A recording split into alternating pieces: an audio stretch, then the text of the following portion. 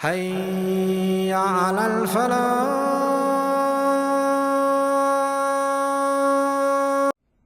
When shaitan makes his way into your heart, evil deeds start looking beautiful. They start looking tempting. They start looking good. If the remembrance of Allah is in your heart, evil deeds will look ugly. They will وَكَرَّهَ إِلَيْكُمُ الْكُفْرُ وَالْفُسُوقُ وَالْعِصْيَانِ. Allah made disbelief and corruption and disobedience disgusting to you. If you have iman in your heart, those things look disgusting. You're not even tempted. You could drive by a club and say, Astaghfirullah, la hawla wa la quwwata illa billah. What a waste of humanity. What a disgrace to the son of Adam. And he was honored with such intellect, and what worse life than animals they live. You would spit at it. But if shaitan made his way in, you're like, hey, well, I'll just pull over for a little while. Now it's starting to look beautiful. This is the difference between the one who's let him in and the one who hasn't let him in. Where do we stand? When we see something evil, are we tempted by it? Are we disgusted by it? Tells us how much we're remembering Allah, what the state of iman is. If iman is beautified, disbelief, kufr, corruption will look evil. And if shaitan has finally found an entrance, then the other way around. So Allah is a mercy of Allah. He gave him access to the chest, but not access to the heart. That is our responsibility. That is our responsibility. May Allah give us the ability to protect our hearts. Who is better at whisper, the human being or the jinn? Who takes the primary role? The jinn. Also, the waswasa of the jinn, huwa al-asl, as the ulama comment.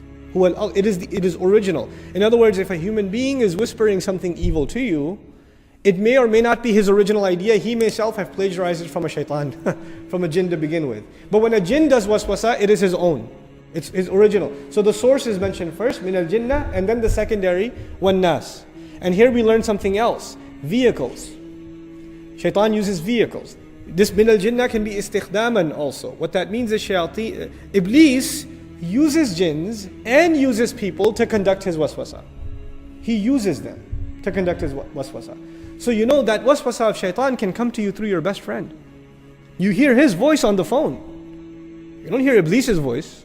But you know what? At that point, he's a puppet for Iblis. And he especially does this with kuffar. Not as much with Muslims, but especially with kuffar. Young man is going to college, trying to guard his shame. He's a good looking guy, you know. He decides, man, these girls give me too much attention. I gotta grow a beard. Because you grow a beard, automatic girl deterrent, right? So he grows a beard. And by the way, I'm not gonna pass a fatwa on beard, but I tell the younger guys here, if you're going to college, grow a beard. It'll save you from a lot of trouble. You're just going to look in the mirror and say, I'm going to go to a party looking like that. I look like I'm trying to imitate Allah's messenger, then I'm going to go to the party. You'll be ashamed of yourself. You won't be able to go. So protect yourself, grow a beard. I'm not giving you a fatwa. This is a psychological deterrent. You know? So anyways, this guy is growing a beard. He's trying to protect himself. He keeps his eyes low. Shaitan doesn't come to him. You know what he does? He goes to this non-Muslim girl and says, hey, go talk to him. So she comes over. Did you do the assignment from last week? Innocent question. Because I think you're really smart. Uh-oh, now it's starting to get a little dangerous. He'll come to him, and now if he starts giving it some thought, then he opened the door, now he comes to him. You see that? He'll use people like puppets to give waswasa to you. He'll use people like puppets. And now he doesn't even have to use people. Now he's got websites and TV channels that do it for him. He's got his work on DVD. You know? It just does it automated. He could kick back and relax and watch, even though he doesn't ever kick back, like we said.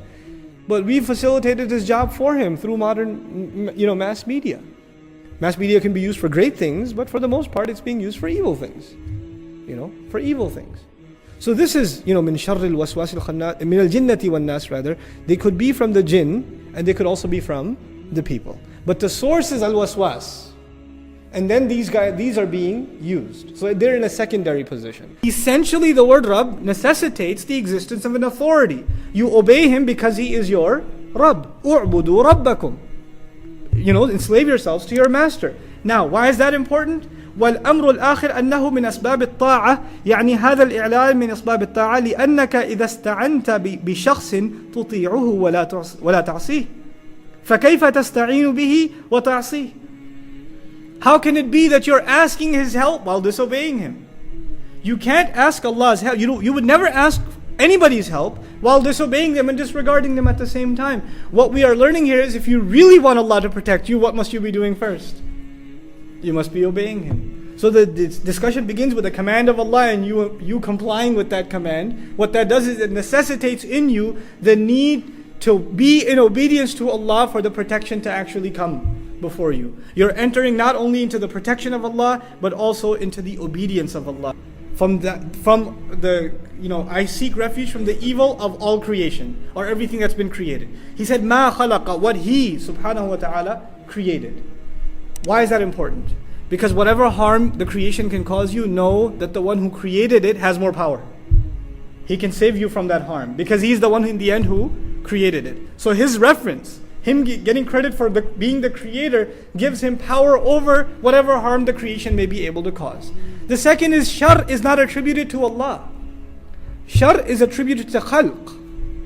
And ulama talk about this in depth and it becomes a philosophical issue, but I'll give you the gist of it. We'll keep it really simple. The bottom line in Islamic studies when it comes to the concept of shar is that evil is not actually an entity in and of itself. It is only considered the lack of good. Just like darkness, the imagery of tawheed and shirk, darkness and light, darkness actually doesn't exist. What actually exists? Light. When you don't have light, what do you have? Darkness. So darkness in and of itself isn't an actual entity. It's goodness that's the entity, and a lack of goodness is what darkness is. So evil in the end is what? A lack of good. But this ayah has profound lessons in it because Allah left the language open and universal. Min sharri ma khalaq. He didn't reduce it to shayateen. The evil in the next surah is sharril waswas al khannas, a very specific creation. But when you say ma khalaqa, whatever He created, from the harm of whatever He created, we learn from this that there is no creation on the face of this earth. No creation on the face of that doesn't come without a flaw. The only one free of flaw is Allah subhanahu wa ta'ala. Everything else will have something missing. Something will be missing. Some element of shar is possible from everything. Think of the most amazing creations of Allah like the sun. So many benefits from the sun. Are there harms from the sun too? So many benefits from water. Is there harm in water also? So many benefits in the earth. Are there harms in the earth too? So many benefits of the sky. Are there harms that come from the sky also? Everything Allah has created has an element. It can have harm in it. It can have harm in it. So we ask Allah Azza wa Jal to protect us from the potential harmful elements of everything. Things that are beyond our perception. A car, very beneficial. Can it be harmful? Can you die in an accident? Can you put yourself in great difficulty? Yeah, it's possible. So all creations have that element of harm, potential harm in them. And so we ask Allah Azza wa Jal His protection from all of them. Min sharri ma khalaq. First of all, Allah is saying, He didn't say min al-ghasiqi idha waqa, min sharri ghasiqin, from the evil of the dark. In other words, Allah is letting us know that there are harms that are inherently present in the dark. The Messenger of Allah sallallahu alaihi wasallam would advise the Sahaba not to go out at night. In some narrations, he'd say, if you knew what I knew, you wouldn't go out at night. The shayateen meet in the oceans at night. They come out at night. And in our society, when is it time to act like the devil? Right? It's Friday night, Saturday night. And if you don't believe that there are harms that come at night, watch the documentaries that have been done about the ERs across America. You know when they are filled? Friday and Saturday night. They're filled. Car accidents, people killing each other after a couple of beers, drugs, alcohol, you name it. You name it. All of it, all that evil occurs when? At night. At night, subhanallah.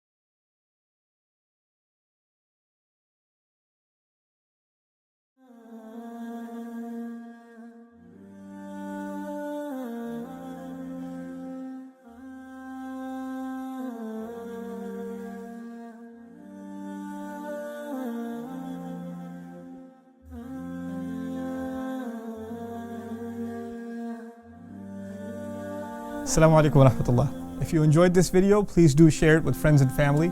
If you want to see more videos from this series, click on the box at the top. If you want to see other videos, click on the box at the bottom. And don't forget to hit the subscribe button. Thanks.